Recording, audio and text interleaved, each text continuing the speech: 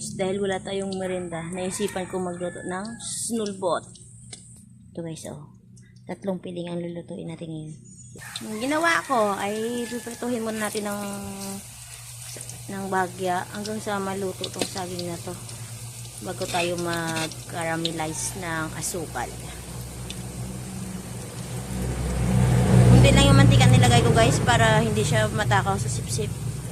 Sipsipin para hindi mamantika yung ating saging. This is it, pansit. Ito na yung unang naluto at ito po yung sunod.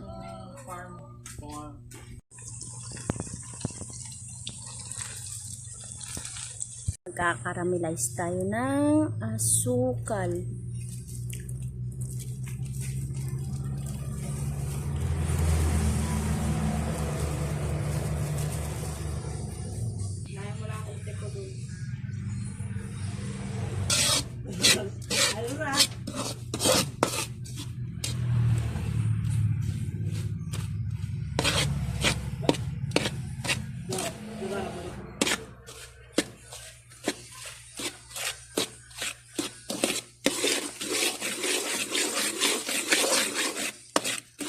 Ibubuhos natin ito.